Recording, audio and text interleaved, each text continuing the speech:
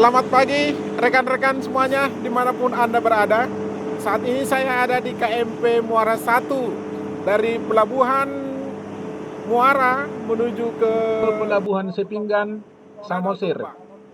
Rekan-rekan semuanya, Danau Toba ini memang benar-benar sangat indah.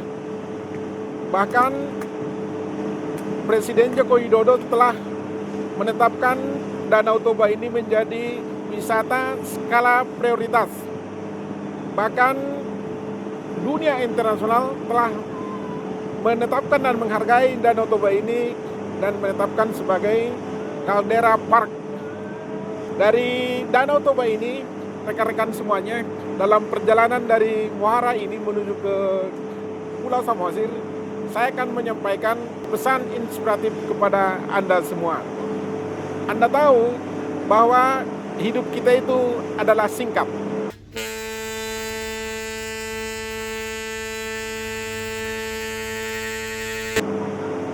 Satu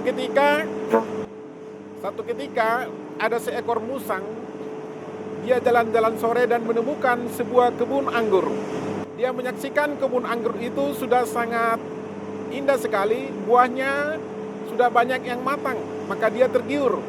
Ketika musang itu berkeinginan untuk masuk menikmati buah-buah anggur tersebut, ternyata sekeliling kebun anggur itu dipagari dengan sangat rapatnya, sehingga dia tidak bisa masuk ke dalam kebun anggur itu.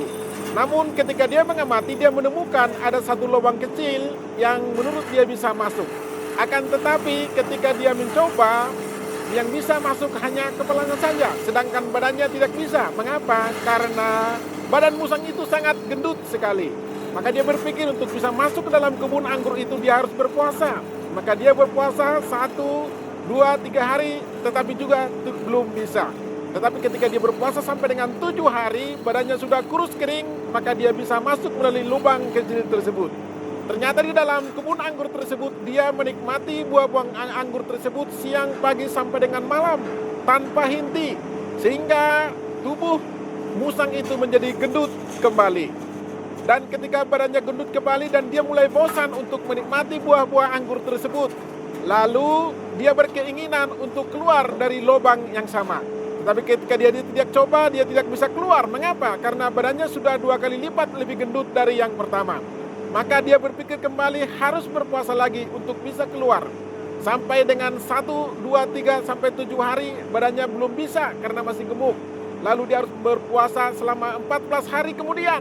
Maka dia kurus dan dia mencoba dari lubang yang sama dan dia bisa keluar.